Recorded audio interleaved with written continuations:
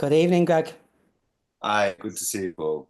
Yeah, and you, yeah. So, for anyone who's watching, this is Greg Wilson, uh, Legends and Hacienda DJ, pioneer of electro. We said we'd have a chat about Legends tonight, didn't we? Yeah, that's what you mentioned. Yeah. So I went in, I think 1988 when I went in with college mates, but I didn't realise that it had so much history. Well, yeah, I mean, you actually went in then when it was still Legend, didn't you? Yeah, Yeah, yeah. because it changed to what was it, Fifth Avenue? Fifth Avenue, yeah. Yeah, and a completely different kind of club. They ripped it all out. They ripped a lot out. When I went and saw it, it was like, wow, I didn't even recognize. They'd even built a balcony there as well, so which wasn't there when we were there. I know a guy called Gerald went past and he saw a skit with one of the mirrorballs, and he had it. So he's got like one of the original mirrorballs from Legend Yeah. in his possession. Yeah. Um, so you're known in a lot of quarters is like you brought electro to Legends. Hmm. Um, Absolutely. Legend was the right club at the right moment. Everything aligned with Legend because it was a real state of the art environment. There was nowhere like it at all. It was the first club I'd ever worked in that had sub bass. Um, the lighting was just ridiculous. I mean, if they opened the same club now, people would still be astonished. You oh, know, when that club opened, it was just so stunning. And the sound system, we were at a time then where most DJs and the clubs they played in, it was some tinny little sound system, kind of tucked away in a corner, not much attention to that. Whereas Legend, it was all front and center with the sound system. It was very much, I mean, the people who own Legend also own Wigan Pier, and Wigan Pier had done something similar, i.e., open this incredible venue, a bigger venue, and with an upstairs balcony. They had one, I think it was the first kind of major laser system within a nightclub in the country.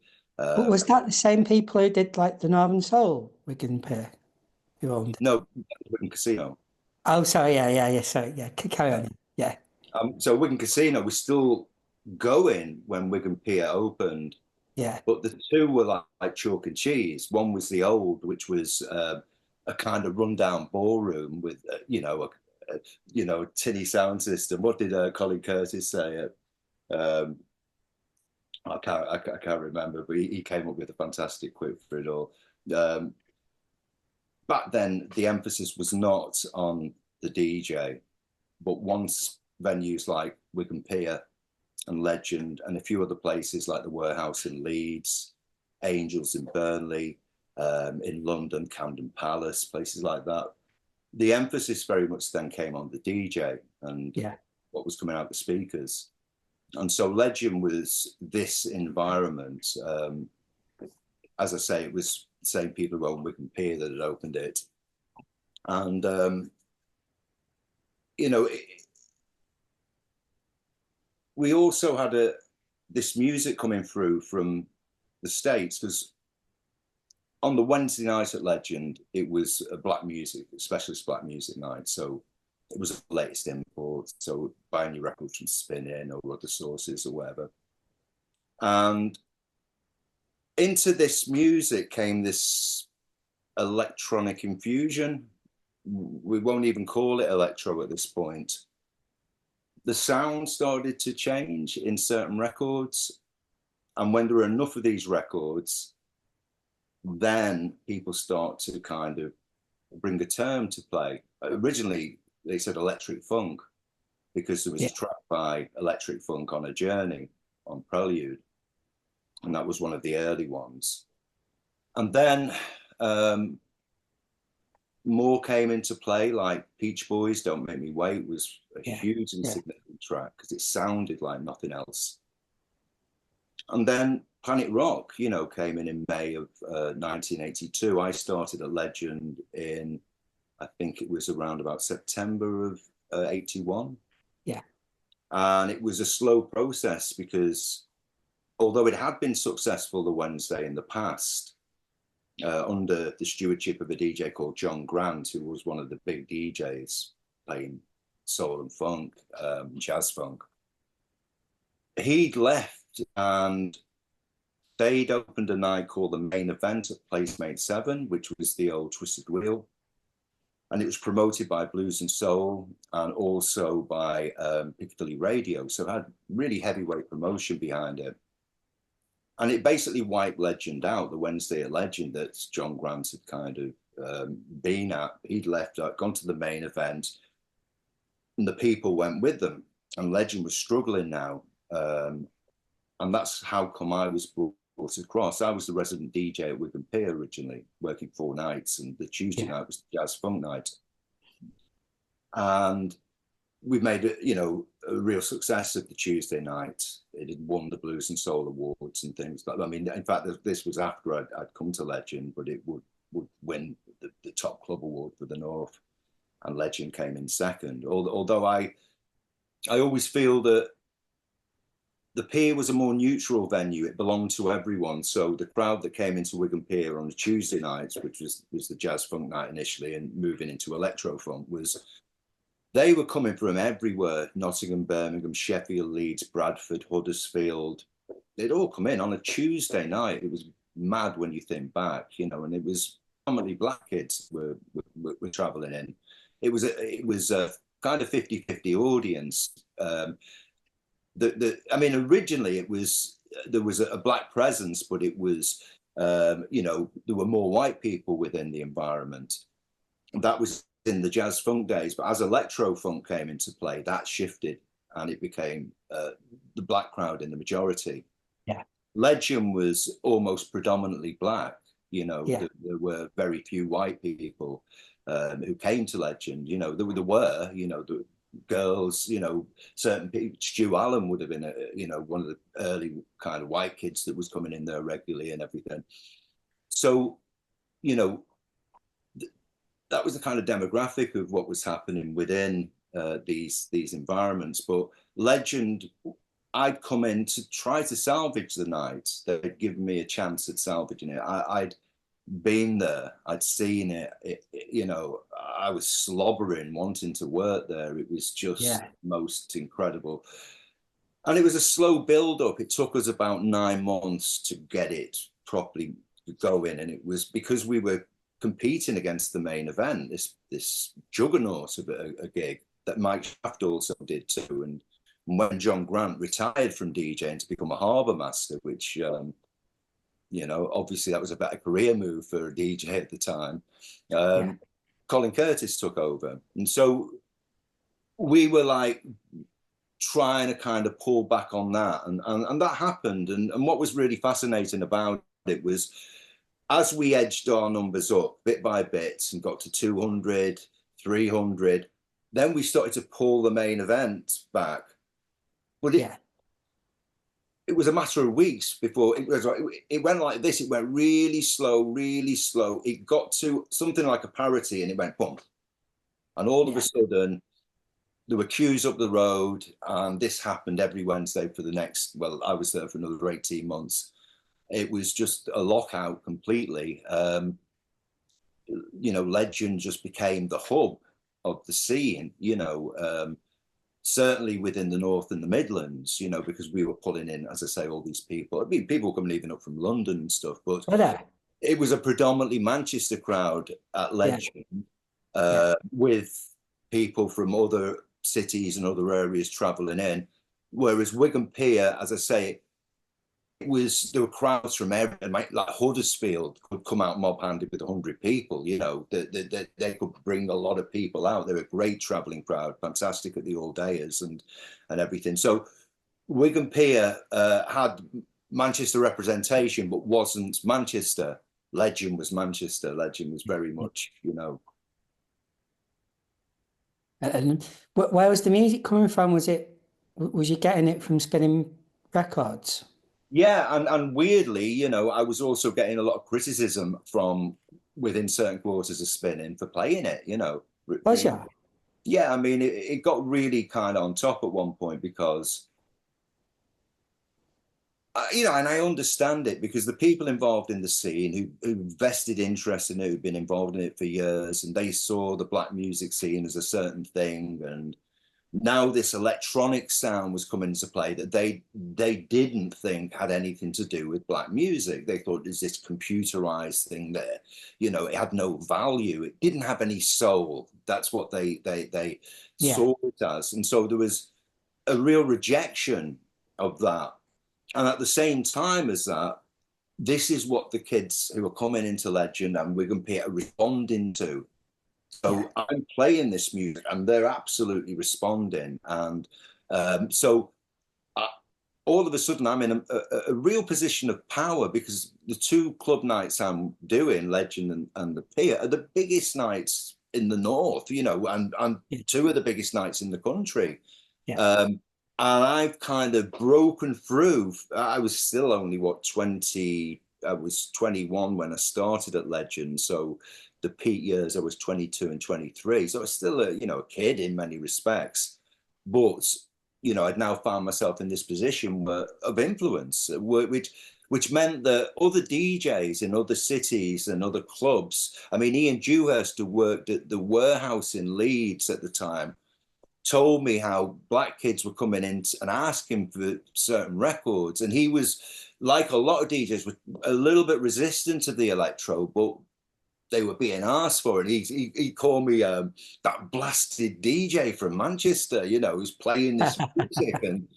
But this is what was happening, was it was changing the foundation of the scene, you know, this influx of electronic music really started to, and I mean, that will go to another level the following year in '83 because of breakdancing. So once breakdancing hit with the music, everything was different. You know, you can look at, I mean, I always look at the electro era as it's like a hybrid period, and it's like the catalyst between what was in the past, which was funk, soul, disco, jazz, funk, and what was in the future, which was hip hop, house, techno. And electro funk enabled that transition to take place, and that's why it's like vitally important in terms of the course of club culture in this country. And it's very misunderstood from that. You know, like a lot of people jump to a presumption that something like the Hacienda was linked to something like Wigan Casino, the Northern Soul all-nighters, people taking drugs, dancing all night, fast music. Same was that they saw from the rave scene that happened later. So a lot of people at one point conveniently tried to tie these things together without realizing that Northern Soul was basically, you know, well, I mean, it revived itself later, but it was finished in '81 when Wigan Casino closed. You know, it had its hardcore, but it was no longer a force that was pulling in, you know, more and more converts. The kids now were looking elsewhere musically, and they were looking into a different future. So with something like the Hacienda, the reason why it becomes this cathedral of dance music has everything to do with the black kids who used to go to clubs like Legend and the Gallery and the Playpen, coming into the Hacienda. And, you know, people like Gerald and Foot Patrol and these guys who loved the fact it was a big open dancing space for them initially. They had all the space to do the moves. And they were the ones that helped cultivate what Mike Pickering and, you know, was doing with Nude and everything, and bringing that along. And so, you know, when I used to hear those kind of, you know, stories about how somehow, you know, rave had come from Northern Soul in some kind of sense, it was ridiculous to me because it completely negated the black scene, completely took it out. Totally. And whereas that was what was the spark. Do you know, Anif Akinola, he sent me a link because I did a video of him, and it blew me away because, like, you've probably seen it, there's footage of acid house in 1986 in Moss Side, and Foot Patrol are dancing. And Yeah, but I didn't that's it. realise it went up that far back. Well, that was a really important piece that came to light. I mean, from my personal perspective, it was just, for me, it was coming off the back of having discussions with the journalists at The Guardian about doing a piece about the influence of the black scene on the Hacienda. Yeah. So it was what we're talking about now, how the music came in there in the first place, the dancers and everything, how it went from being factory records, alternative type, I mean, obviously they had the New York input from going out there and everything, to being this major, world-renowned dance club, and so that injection, from the black crowd going back to that, and even like during my time there in '83, we used to bring Broken Glass, the breakdancers, and dance on a Saturday night. I'd come in and do an hour. My main night was the Friday, but they get me in to do an hour to kind of acclimatize the crowd to the type of music I was playing. And I brought Broken Glass in. And when they first came in, they were really reluctant to do it. They thought that this crowd, they're all kind of students and indie fans, and they thought they wouldn't like them. Yeah. Complete opposite was true.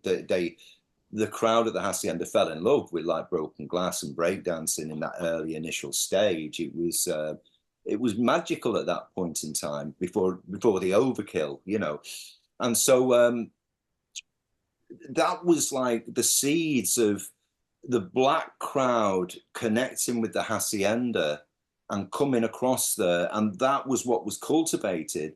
So, I mean, Mike Pickering himself said that they were the most special times before the big bang of rave, when we had the black crowd in there, when we weren't just playing house music all night long, that we were playing a bit of jazz, we were playing street soul, we were playing hip hop, it was all together, the music, and that kind of period just before, it just went off completely. So, and that's when the black crowd left the Hacienda. And there's a simple reason why they left. I mean, there's kind of two. I mean, the black crowd weren't massively into ecstasy in that initial stage. It was kind of strictly herbal. There was this kind of still attitude of, that chemical's wrong. It's about the herb, although, lots of people would get into it as well. But the main thing was the dancing space. So the very thing that had brought them into the Hacienda and they loved about it, which was this really big dance floor, and it wasn't madly packed at that point in time, but later on it was packed like sardines. So how are you going to dance? Yeah. And everyone's using their hands and everything, and but there's no footwork. And this is what like Foot Patrol and all these people were all about, footwork. So the style of dancing that they did to house was coming from a jazz fusion background. Jackie Monte. Yeah, so that original style that you see on that video that you're talking about from Moss Side, which they cultivated in the playpen. It was like the playpen was where very early house records were played amidst all the. Were they playing in the playpen? Pardon? Were they playing house music? Yeah. I mean, really, the early tracks, DJ International things. I mean, they were just coming in as import. This is people like Colin Curtis and Hugh and Clark. Mike Schaff was the DJ who was playing in that piece of footage. Yeah. In fact, with that footage, the one thing that's deceptive about it, often it's kind of this one online, and it's Mastermind, who are London who did all this, the electro album. A lot of the electro albums they mixed. In Moss Side, so there's a presumption that it's Mastermind who are playing, and it's not Mastermind who are playing. It's Mike Shaft. You can hear him on the mic and everything. There's no, it's obviously him. So it was. What I was saying about the Guardian is that they were looking at doing a piece about this, and it all hung on photographic evidence. They had said, "Have you got photos?" And the only photos of Foot Patrol at the Hacienda are them actually performing. It's a famous photo by Ian Tilton, which is no good for, they want to, to see them in the club or and and we don't have it because people weren't taking photos back then. Yeah. Yeah. Although I have seen a few photos from the Hacienda with some of the black crowd in them now. They've kind of surfaced in the interim, but we didn't have that. And the piece never runs. So that little bit of history is put to the side. It's not relevant because we can't prove it in a sense. And so it was disappointing, but that's the way it goes. And then all of a sudden, bingo, there it is, 1986, Moss Side, dancing to house music. Yeah. Massive kind of black crowd in there. This is it. This proves everything that, well, you know, it's like when I started talking about these things years ago and they were kind of unproven, it wasn't a theory. You know, I wasn't theorizing. This is what happened. I was trying to say to people, this is what happened. Yeah. But people were getting, you know, the Ibiza kind of story was so overwhelming that a lot of people had thought that house had somehow come out of Ibiza, and they didn't understand how all these things had permeated. And there it was. It showed you 86, and you know, that's what was going on, you know. And so it happened like that in the North and Midlands. It happened differently in London, and that's probably part of why the story's skewed a bit. But in the North and Midlands, it happened in the black clubs, as you can see from that footage. It happened on that scene. And do you know, Greg, going back to Legends, like everyone rightly talks about the Hacienda as a super club, but I remember like when I did a video with Martin Muscrop, and he talked about going over to New York and the clubs over there, and the amazing sound systems they had. But I can't help but feel that Legends was a super club that people. Well, I mean, Martin would have said that himself because he was a regular. He was, again, one of the few white kids. I mean, a few of the guys from a certain ratio used to come in, you know, they'd be in the kind of, even those early days that I was there, I remember when it was still not kind of fully busy, they were about, you know. So, but what was I just saying before that about, what were we talking about? We were talking about, mainly like we were saying about that clip and how it proved that there was a house scene that I was saying about in London, it was Oh different. yeah. In London, it came from the gay scene. House music was originally played by DJs on the gay scene, whereas in the North and Midlands, it was played by DJs on the black music scene. It came as a direct continuation of electro. So imagine those first house records. I mean, I'll give you a perfect example. I'll give you one of the earliest techno records, Clear by Cybertron. It was an electro track. We didn't differentiate. When that came out, it was just a great electro track. It happens to come from Detroit, not New York.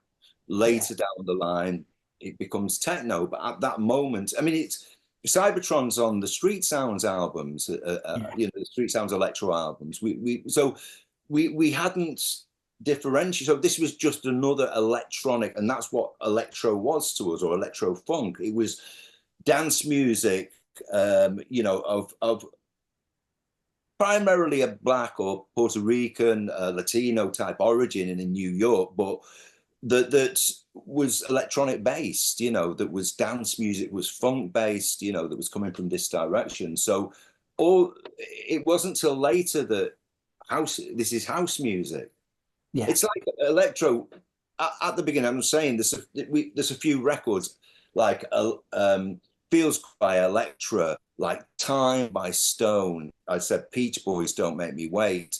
Cinnamon, Thanks to You, and these are all the early ones, you know, that were just like kind of making us, wow, you know, it's another one, you know, these tracks, you know, and then it started opening up.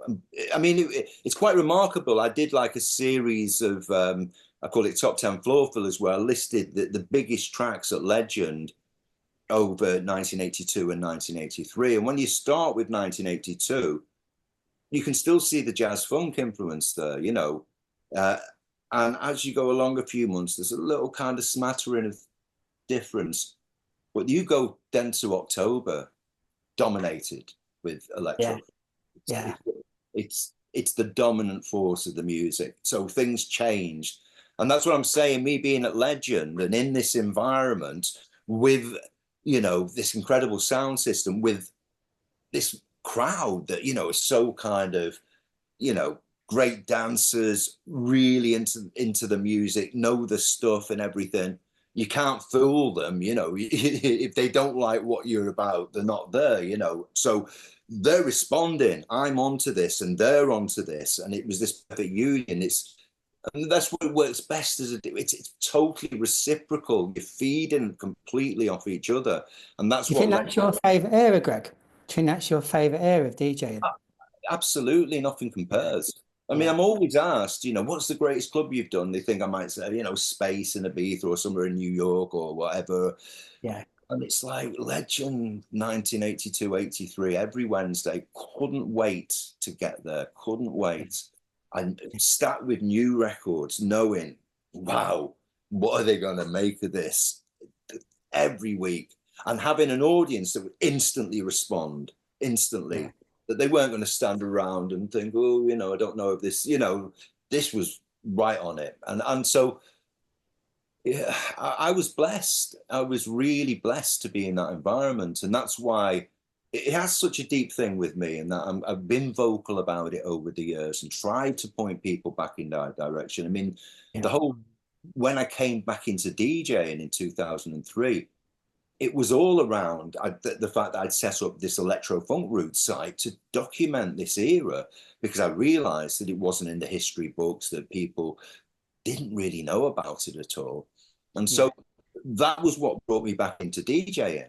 So that's always underpinned what I'm doing. I've always, you know, unapologetically point people back to that period. If you really want to know what went on, and you really want to fill what will be a massive gap in your knowledge of dance culture in this country and how it shaped the way it did, you've got to get back into that early 80s period, and you've got to see what was going on there, because it was just a bundle of creativity. It was just exploding from everywhere, but it was underground. It was like, from the US perspective, it was after that disco sucks era. They thought disco was dead and everything, but disco had just gone underground. Although we weren't affected by that in the UK, we didn't really, you know, I don't think we heard about disco sucks till a long time later. You know, it was affected in terms of what the record companies were doing, but that brought through a lot of British music, and, you know, the Brit funk kind of music came out of that period as well. It was such a, you know, a rich time for things on a dance level. And it basically, even like within electro or electro funk, it's not like it's, you know, with house, you say, yeah, house music, 120 BPM and upwards, and it's a certain thing, and it's got an offbeat high.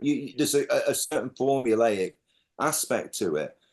At that time, with what we call electro funk, it could be, you know, Malcolm X, No Sellout at 100 BPM, or it could be one of the Tommy Boy tracks like Play Your Own Risk or Planet Rock, you know, which is the higher end of the 120s, and everything in between. A lot of the stuff was around about 116 to 18, you know, in that kind of region, you know, a lot of the Arthur Baker stuff that he was doing. So it was a wide remit of music, and it was, you know, it was the technological side of it that defined why we called it electro funk. You know, that was it. It wasn't that it was a specific formulaic thing. Although later a lot of people saw the Planet Rock side of it as being, that's electro, that's, you know, you know, that was that strand of it that went off, and yeah, that's more kind of full on electro as it became. But in this hybrid period, people were picking from everywhere. When I went back to a lot of those great tracks that I used to play when I started DJing again and listened to them afresh, you know, I was like, wow, you know, I'd never really, this real percussion in that track against, you know, like kind of electronic elements, this real bass guitar there. You know, when we originally heard them, we heard the futuristic, we heard those elements. You know, whereas you forget the musicianship that was in there and everything. And even like the programming, the people who were programming were generally drummers, you know, and those drum programs from back then were really kind of, you know, you go back and listen to what they were doing, it's great. You know, you don't hear stuff like that now. Yeah. This has been amazing. I always aim for around half an hour, Greg, and we're coming up to that point now. And I always like to end the videos with, and this is going to be an impossible task, but can you think of a favourite electro track that you played in Legends? A favorite electro track. Um, Or I anything think, that takes you back to that era? well, the, I think the biggest electro track, if you talk about, you know, how massive it was initially on the underground, and then it crossed over and became a massive hit, you know, but you've got to take into account that when it was becoming a massive hit, it was no longer being played in the underground clubs. They let it Yeah. go then. But a 2 month period or whatever, or you know, 6 week period, it had been the domain of the, you know, like the specialist clubs. And that'd be Rocker's Revenge, Walking on Sunshine. Yeah, yeah, And I think we were talking about this recently. We do a podcast series, and how there were 3 tracks on a chart that we were discussing, and they were The Message, they were Planet Rock, and they were Walking on Sunshine. And how out of the 3, these titanic tracks, that probably Walking on Sunshine is the lesser known nowadays. I mean, everyone, I mean, rightly so, but it's become the lesser cousin of those 2 tracks. Whereas at that moment in time, it was very much standing, you know, shoulder to shoulder with them. yeah, You know, probably because of the commercialization, things cross over, they become, and people take things for granted. But that track, also, it was a 12-inch with something like 4 mixes on, which was, no one had ever done that before. yeah, It's an a cappella on it, which, you know, we'd play over the top of other tracks. You know, other records started doing that. It wasn't the first one to put an a cappella on. That was actually Peach Boys, maybe wait, but not on the 12-inch, on the 7-inch, on a 7-inch import. yeah. So that, a lot of people missed that one completely, but everybody had Walking on Sunshine. So Walking on Sunshine definitely kind of, you know, told us, here we are, we're in a new age for music. Things are going to change because this is sheer quality. It's got a great vocal on. It's so dynamic. Arthur Baker's production. Obviously, Arthur Baker did Planet Rock as well. I mean, Planet Rock was more of a slow burner in terms of, it was a shock to the system because it sounded like Kraftwerk, and Yeah. now we're in a black music club, and this is, you know, so it wasn't something that just instantly went. It took a little while, and there was a lot of kickback against it. It was really hated by the majority of people on the scene, and so, but it came through. It pulled through. It had a British release. It came into the UK charts, and it wasn't a big hit like Walking on Sunshine, but it was a fair-sized hit, and it was, you know, in the floodgates. These tracks, you know, and you know, I mentioned The Message as well because we mentioned it with the 3. We called that electro funk. There was no term for hip hop then. People didn't say hip hop. That wouldn't happen until probably 84. I mean, it was knocking about. A few people might have kind of, but it wasn't generally termed. Even Black Echoes, they did a chart in early 84, and they call it electro funk chart. So we saw it. This is this down tempo electro funk now. This down tempo group, and what it did for rap music, you know, it gave rap a social conscience. Before, rap was party music. There was some great like rap tracks, but they weren't serious, and this was serious. So those 3 tracks, and they all came right around the same time. You know, those 3, and they're just the high examples of lots of other tracks that were doing things really creative, ideas, that they were the figurehead, you know. So yeah, I think Walking on Sunshine really defined that we were definitely in a new direction. things were. So thanks so much, Craig. I'm just going to stop recording now. So here we go.